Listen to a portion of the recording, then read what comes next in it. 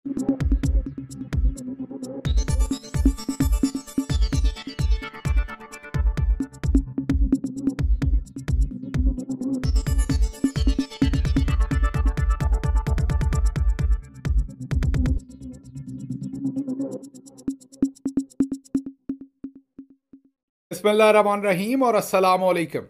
31 जनवरी और पाकिस्तान में जुमे की सुबह। आज अभी तक की अहम खबरें और मेरा तज्जिया। सबसे पहली खबर आपके सामने इस्लामाबाद से रखते हैं, जहां पर major general retired Zafarullah Khan Hilal Imtiaz military, उन्हें रिटायरमेंट के बाद एक कौमी लेवल पर बड़ी जिम्मेदारी दी गई है। उनकी नई जिम्मेदारी है भंग को कंट्रोल करना। जी हाँ, आप दुरुस्त सुन रहे हैं, आपको गलती नहीं लग रही, मैं भंग कह रहा हूं। वही भंग जिस पर गाना था, दम मारो दम। जी हाँ, उसी भंग की बात हो रही है जिसे अंग्रेजी में गालिबन कैनबस कहा जाता है। उसी भंग की बात कर रहे हैं। और अब major general retired Zafarullah Khan Hilal Imtiaz military अब डायरेक्टर जनरल होंगे, वो भंग कंट्रोल अथॉरिटी के, जो भंग को देखेंगे। अब आप सोच रहे होंगे कि ये मैंने शायद कोई मज़ाहिया खबर आपके सामने रखी है, या आप सोच रहे होंगे कि शायद मैंने तमस्खर उड़ाने के लिए खबर रखी है क्योंकि मैंने बीच में दम मारो दम की बात की। नहीं, ऐसा नहीं है।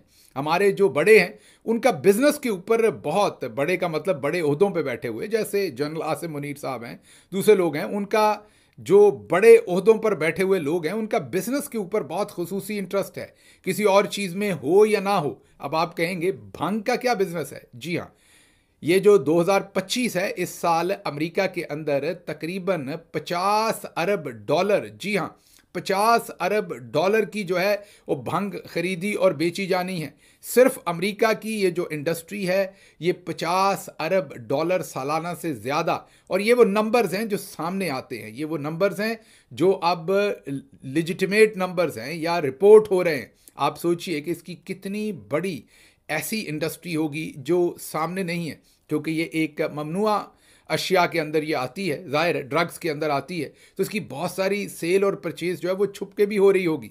ये वो है जो मेडिकल डॉक्टर्स और दूसरे लोग प्रिस्क्रिप्शन के साथ अमेरिका में, क्योंकि आप कैनबस को हासिल कर सकते हैं, डिस्पेंसरीज बनी हुई हैं, जो कोई दूसरा नशा कर रहे थे लोग, उनको अमेरिकी हुकूमत कोशिश कर रही है कि वो भंग पर डाल दे, ताकि वो भंग पी के वो भी कंफर्टेबल रहें और दूसरे नशे ना करें और अपनी ज़िंदगी ख़त्म ना करें। उसके लिए यहाँ पर डिस्पेंसरीज पर से ये मिलती है, खुसूसी डिस्पेंसरीज बनी हुई हैं, डॉक्टर भी खुसूसी हैं जिनके पास खुसूसी सर्टिफिकेशन होती है, और वो फिर भंग को जो है वो प्रिस्क्राइब कर सकते हैं उस मरीज़ के लिए।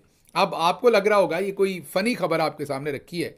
ऐसे ही जो गैर अहम पोजीशंस हैं वो हम अक्सर औकात सिविलियंस को उनके ऊपर लगा देते हैं। अगर आर्म्ड फोर्सेस से कोई ऑफिसर जो है वो रिटायरमेंट के बाद, या जैसे लेफ्टिनेंट जनरल अफसर साहब जैसे लगाए गए थे नादरा में, major general retired Hafizur Rahman PTA पे लगाए गए, और बेशुमार और भी नोटिफिकेशन आपके सामने हम रख चुके हैं। ये जो नया नोटिफिकेशन है जिसमें major general retired Zafarullah Khan Hilal Imtiaz military, उनको जो डीजी भंग लगाया गया है, ये आप ऐसे ना समझिए कि ये ऐसे ही को भंगी सा फैसला है। नहीं, बिल्कुल भी भंगी सा फैसला नहीं है। इसके अंदर बहुत मोटा माल है। मैंने आपको बताया है कि पिछले साल 45 अरब डॉलर, जी हाँ आप दुरुस्त सुन रहे, 45 अरब डॉलर की भंग जो है वो officially United states of America में खरीदी और बेची गई है। और इस साल वो 50 अरब डॉलर, या अगले एक आध साल के अंदर वो 50 अरब डॉलर का जो हदफ है वो क्रॉस कर जाएगी।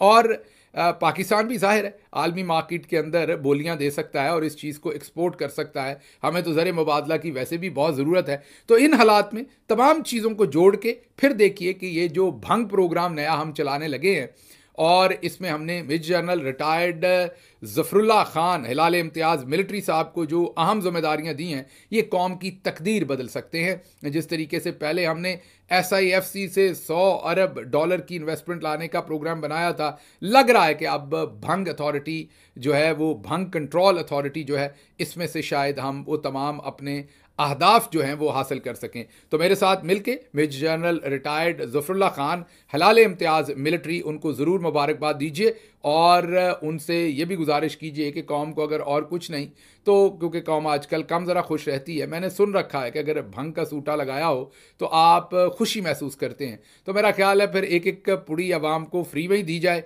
ताकि आवाम भले किसी बहुत ही शॉर्ट इंटरवल के लिए ही कोई खुशी महसूस करें, खुशी तो महसूस करें। बिल्कुल ऐसे ही जैसे इस वक्त major general retired Zafarullah Khan Hilal Imtiaz military खुश होंगे और उनके अहले खाना भी खुश होंगे कि वो डीजी भंग अथॉरिटी जो है वो तैनात हुए हैं। अगली खबर की तरफ चलते हैं। अगली खबर जो है वो ग्लोबल फायर इंडेक्स। जी हाँ, ये एक फोरम है जो पूरी दुनिया के अंदर जो अफवाज हैं, जो मिलिट्री पावर्स हैं, उनकी रैंकिंग करती है। आपके सामने कुछ होशरुबा मामलात रखते हैं और आप खुद भी हैरान होंगे कि जब मुल्क के अंदर अफरा तफरी मचाई जाए, जब मुल्क के अंदर आप एक इलेक्टेड लोगों की रिप्रेजेंटेटिव गवर्नमेंट को गिराते हैं, तो इंटरनेशनली आपको फिर किस तरह के नुकसानात होते हैं। ज़रा गौर कीजिए कि ये जो ग्लोबल फायर इंडेक्स है, इसने पाकिस्तान को 2025 में 3 दर्जे तनज़ली के बाद 12वें नंबर पर आलमी ताकत करार दिया है। इससे पहले 2018 में जब इमरान खान को हुकूमत मिली तो ये दर्जा 17वें नंबर पर पाकिस्तान था, नंबर 17 पर था।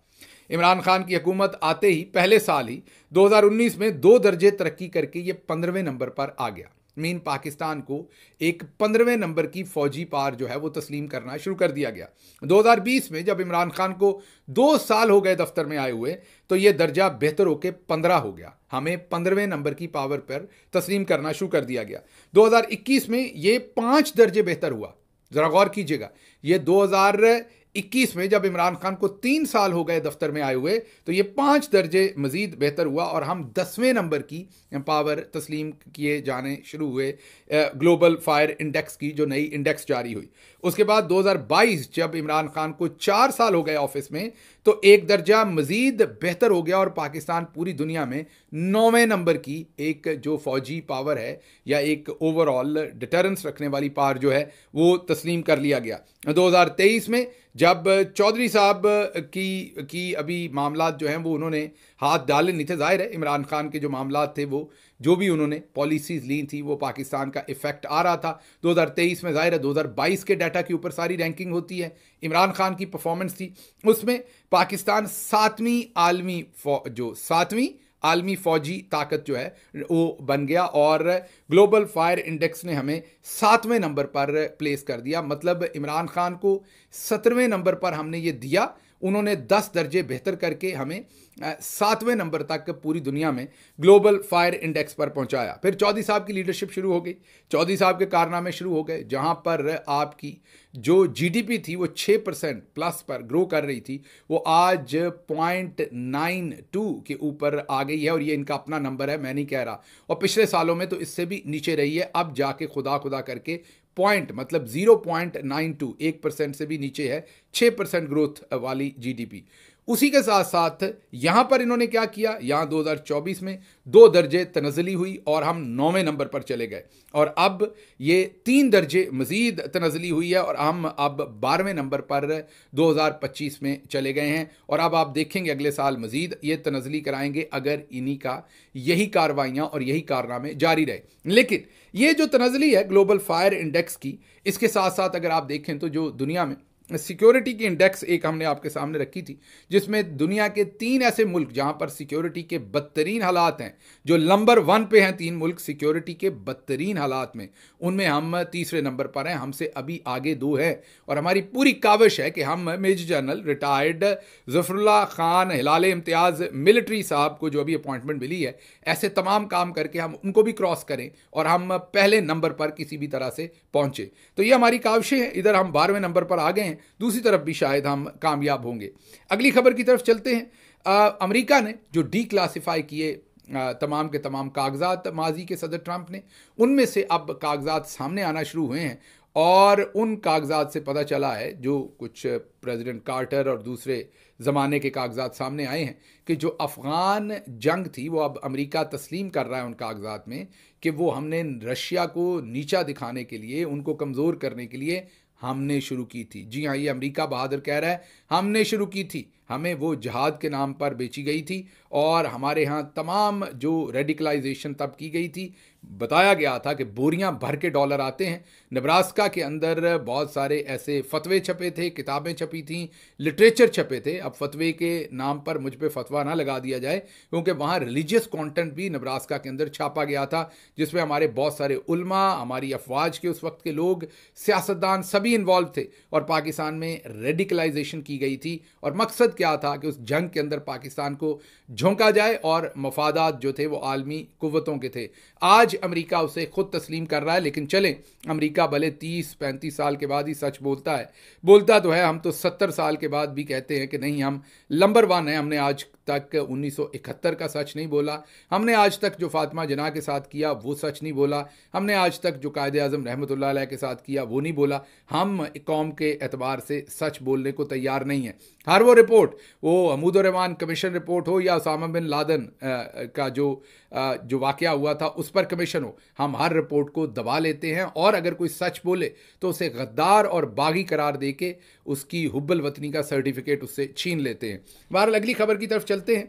अगली खबर है जी अब इस्लामाबाद से, जहां वफाकी वजारत दाखिला ने नैब की दरख्वास्त पर 190 मिलियन पाउंड अल-कादर ट्रस्ट केस में 190 मिलियन पाउंड स्कैंडल के मुकदमे में इश्तिहारी मुल्ज़मान के खिलाफ कार्रवाई शुरू करने का फैसला किया। इसमें कहा यह जा रहा है कि मलिक रियाज और उनके बेटे अली रियाज और शहजाद अकबर और फरा शहजादी, इनके अब नामों के खिलाफ वारंट निकाले जाएंगे, रेड नोटिस निकाले जाएंगे, इंटरपोल से रब्ता किया जाएगा। बिल्कुल वही जो चंद दिन पहले FIA ने आपको बताया था कि शहबाज गिल के खिलाफ 50 मुकदमात नए दर्ज किए करने जा रहे हैं। एडिशनल डायरेक्टर थे गालिबन सरफराज चौधरी, उन्होंने ये बयान दिया था कि अब 50 नए मुकदमात दर्ज करेंगे और रेड नोटिस लगाएंगे और निकालेंगे और इंटरपोल की मदद से शहबाज गिल को और मोहित पीरजादा को गिरफ्तार करके वापस लाएंगे। फिर कुछ मुकदमात उन्होंने इमरान रियाज पर भी दर्ज किए थे।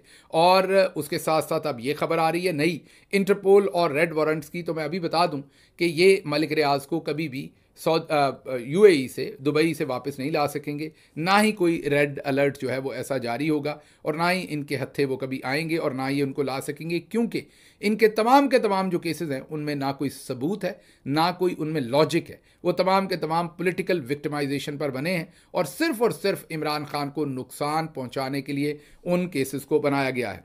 अगली खबर वाशिंगटन DC से रखते हैं आपके सामने, जहां पर सदर ट्रंप ने उनके अपने साबिक फौजी कमांडर, जो उनके चेयरमैन जॉइंट चीफ हैं, मीन सबसे बड़े ओहदे पर फायज उनके अमरीकी जनरल को, जो अब रिटायर्ड हैं लेकिन उस वक्त वो प्रेसिडेंट ट्रंप के ज़माने में वो चेयरमैन जॉइंट थे, उनके खिलाफ कार्रवाई शुरू कर दी है। एक तो उनकी तमाम सिक्योरिटी नए वजीर दिफा ने वापस ले ली है, उसके साथ साथ उनके बारे में इन्वेस्टिगेशन शुरू कर दी है। उनको पहले ही खौफ था कि उनके खिलाफ ये इन्वेस्टिगेशन होगी, इसीलिए जनरल मार्क मिली जो हैं वो बहुत इस पर खाइफ थे या परेशान थे और उन्होंने सदर बाइडन से इस पर बात भी यकीनन की होगी। इसीलिए सदर बाइडन जो है वो जाने से पहले उन्हें सदारती माफ़ी का उनके लिए ऐलान कर चुके हैं। हालांकि उनके खिलाफ कोई जुर्म उस टाइम सामने नहीं था, लेकिन उन्होंने उन्हें एक ब्लैंकेट पार्डन किया था। कहा था कि अगर आने वाले वक्त में भी फलां इरा का उनके खिलाफ कोई भी जुर्म बनाया जाएगा तो मैं पहले ही सदारती माफ़ी उन्हें दे के जा रहा हूं, ताकि सदर ट्रंप उनके खिलाफ कार्रवाई ना कर सकें। सदर ट्रंप उससे पहले जनरल मार्क मिली के बारे में ये स्टेटमेंट दे चुके थे कि इनका कोर्ट मार्शल होना चाहिए और इनके ऊपर सख्त तरीन मुकदमात चलाने चाहिए कि इन्होंने कौम से गद्दारी की थी। इल्ज़ाम वो क्या लगाते थे, वो कहते थे कि जब मैं सदर था तो इन्होंने चाइनीज़ हेड ऑफ स्टेट के साथ बात करके मुल्की सलामती के ख़िलाफ़ काम किया था, या इनका जो एक्ट था वो अमेरिका के मफादात में नहीं था, इसलिए इनके ऊपर संगीन गद्दारी का मुकदमा चलना चाहिए। ये सदर ट्रंप का ऐलान था, फैसला था, ये उनकी ख्वाहिश थी। लेकिन अब क्योंकि सदर बाइडन उनको पार्डन कर गए हैं तो वो मुकदमा तो नहीं बन सकेगा, लेकिन उनसे उनकी सिक्योरिटी वापस ले ली गई है और उनके खिलाफ दूसरी तमाम चीज़ें जो हैं वो शुरू कर दी गई हैं। अच्छा जी, अगली खबर आपके सामने ये फेक न्यूज़ वाली रखते हैं, क्योंकि अब फेक न्यूज़ के ऊपर जेल होगी। और अब इस अखबार ने एक खबर लगाई थी, तकरीबन 1 साल पहले की ये खबर है, जब बताया गया था कि SIFC बनाई है army chief general Asim Munir साहब ने, और अब पाकिस्तान में 100 अरब की इन्वेस्टमेंट आएगी। 100 अरब की नहीं, सिर्फ 100 अरब डॉलर की इन्वेस्टमेंट आएगी। और अखबार ने खबर लगाई थी कि यह बताया है army chief general Asim Munir साहब ने। अब ये खबर तो झूठी साबित हो गई है। अब हमें नहीं पता कि आर्मी चीफ ने वाकई कहा था या अखबार ने खुद ही झूठ लिख दिया था। तो अब ISPR साहब को ये वाजे करना चाहिए, अगर तो उन्होंने वाकई कहा था और अखबार ने खबर लगाई थी फिर तो अखबार बच गई। अगर उन्होंने ये नहीं कहा था और अखबार ने खुद ही कह दिया था तो फिर अखबार के खिलाफ अब क्या पीका एक्ट के तहत मुकदमा बनेगा? और अगर अखबार के खिलाफ नहीं बनेगा तो फिर ये झूठ जिसने भी फैलाया कि पाकिस्तान में 100 अरब डॉलर की इन्वेस्टमेंट एक साल में आएगी और वो इन्वेस्टमेंट नहीं आई, तो फिर आप बता दीजिए कि मुकदमा किसके खिलाफ बनना है। ये मामलात भी अब जेर बहस आएंगे जब पीका एक्ट पर बात आगे चलेगी।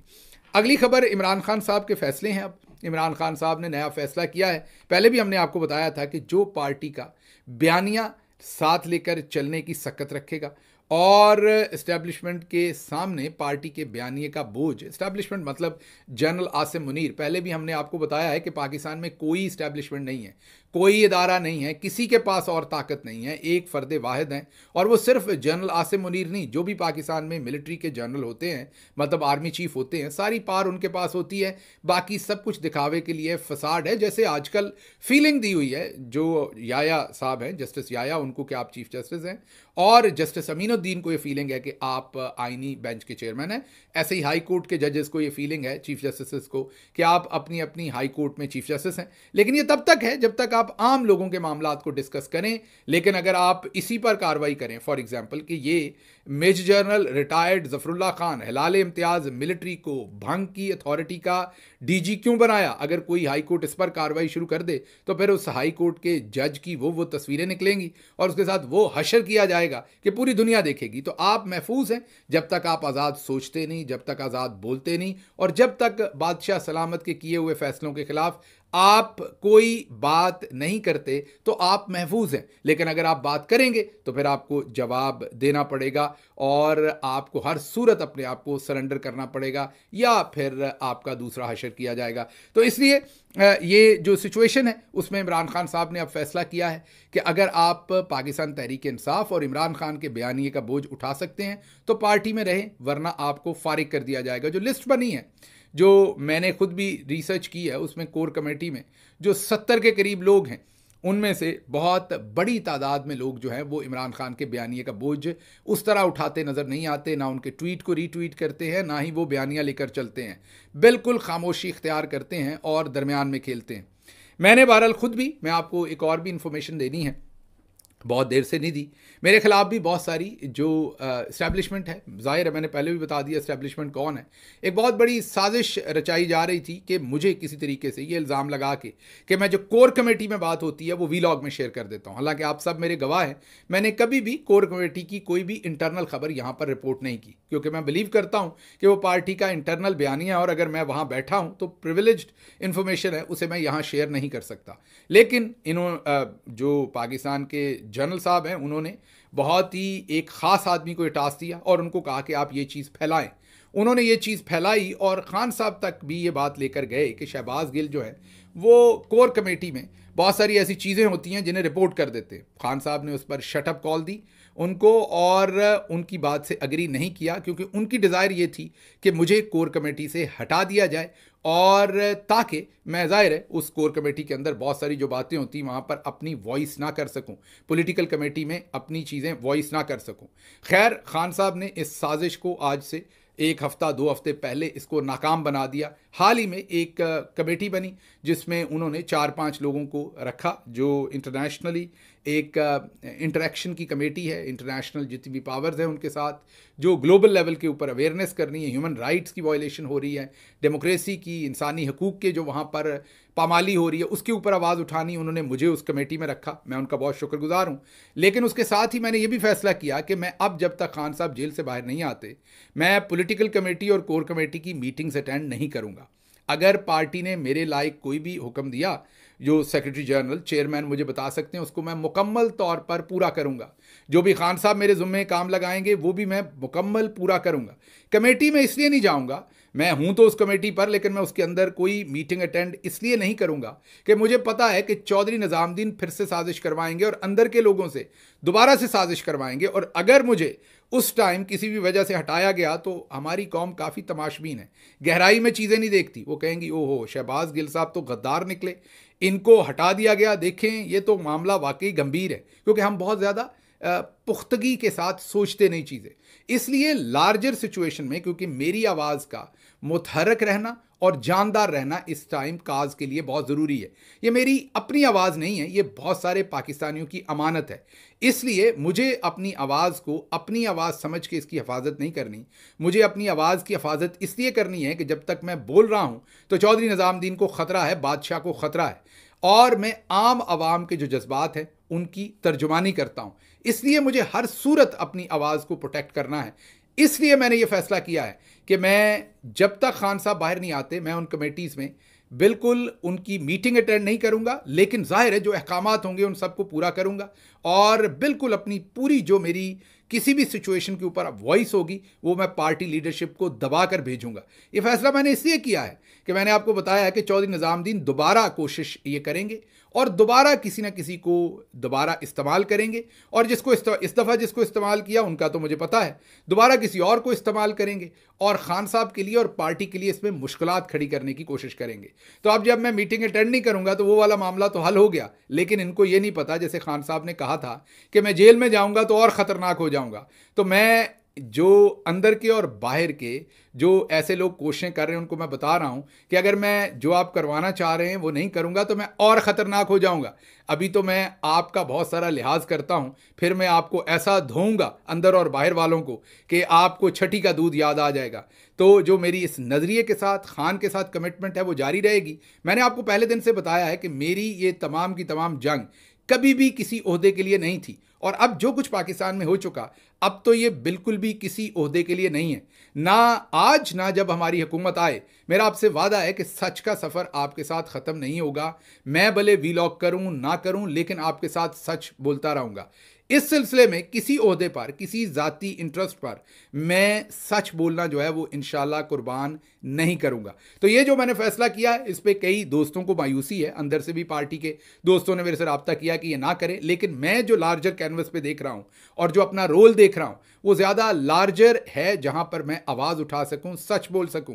अगर मैंने किसी ओहदे या फोरम पर इस डर में बैठे रहना है कि मेरे खिलाफ साजिश होगी, मुझे हटा दिया जाएगा और मेरी किस्मत में ज़िल्लत आएगी, तो ज़िल्लत और इज़्ज़त तो अल्लाह देता है, बजाय इसके कि कोई और ये फैसला करे। मैं ये डर का जो घूंघट है ये खुद ही उतार देता हूं और मैं खुद इस चीज़ का ऐलान करता हूं, क्योंकि मैं इमरान खान के साथ उनके नज़रिए पे खड़ा हूं, किसी ओहदे के लिए नहीं खड़ा। तो अभी जिस कमेटी में डाला है उसके लिए अभी आज ही मैं सफ़र कर रहा हूँ। उस सफ़र में भी शायद कोई मुश्किलात आएँ, अगर आई तो आपके सामने रखेंगे।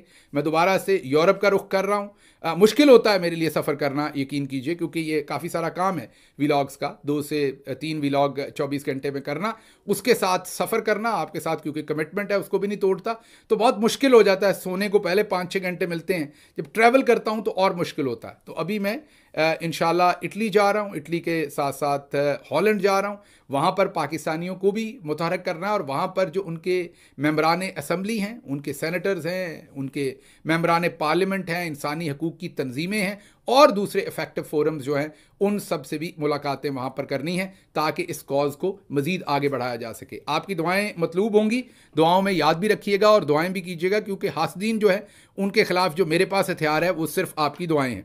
अगली आखिरी खबर जो आपके सामने क्विकली रख दूं वो ये है कि पीटीआई ने मीनार पाकिस्तान पर 8 फरवरी को जलसा करने की इजाज़त मांग ली है। ये अब आपके सामने आलिया हमज़ा को जो नई जो अपॉइंटमेंट दी गई है वो इस पर भरपूर काम कर रही हैं, मेहनत कर रही हैं, और उन्होंने यकायक हर तरफ पहुंचकर इस काम को कोशिश की है कि वो कंधा दें। और इसी सिलसिले में अब 8 फरवरी के लिए मीनार पाकिस्तान पर इजाज़त मांगी गई है और ये कहा गया है कि हम जलसा अपनी मर्ज़ी के वक्त पर शुरू करेंगे और मर्ज़ी के वक्त पर ख़त्म करेंगे। हम एक सियासी जमात हैं, आइन का आर्टिकल 15 हमें इजाज़त देता है कि हम जलसा करें, आवाम को इकट्ठा करें और पुरअमन तरीके से अपनी जो भी तबादला ख्याल है आवाम के साथ वो कर सकें, और जो हमारी पॉलिसी है, जो हमारे ख्यालात हैं उससे आवाम को आगाह कर सकें। अब देखते हैं पंजाब गवर्नमेंट इस पर क्या करती है, जनरल साहब क्या करते हैं। रोकने की तो भरपूर कोशिश करेंगे, लेकिन एक अफरा तफरी ज़रूर मची हुई है पाकिस्तान के अंदर 8 फरवरी को लेके। आखिरी खबर जो है वो अमेरिका से इमिग्रेशन ज़राए ये बता रहे हैं, हमने आपको बताया था कि सदर ट्रंप की एडमिनिस्ट्रेशन ने 8,000 पाकिस्तानियों को अमेरिका से निकालने का फैसला किया है, और जाहिर है वो ग्रेजुअली होगा। अभी तक 600 अफराद जो हैं वो पाकिस्तान वापस पहुंच चुके हैं अमेरिका और बरतानिया से, और उनको डिपोर्ट कर दिया गया है। ये अब इमिग्रेशन हकाम जो हैं वो पाकिस्तान में उस खबर को कन्फर्म कर रहे हैं। कुछ और ख़बरें भी हैं जो आपको 1-2 दिन के अंदर पता चलेंगी, जो हमने आपको बहुत पहले दे रखी हैं। अब वक्त आ गया है उनकी कन्फर्मेशन का। जैसे ही वो ख़बरें कन्फर्म हुई वो आपके सामने रखेंगे। अगला व्लॉग जो है वो आपके सामने यूरोप से रखेंगे। अगर वहाँ सही सलामत पहुँच गए और सब खैरियत और आफ़ियत रही तो आपसे वहाँ से मुखातिब होंगे। उतनी देर तक मुझे यहाँ से इजाज़त दीजिए। अल्लाह आपका हामी और नासिर हो। पाकिस्तान जिंदाबाद।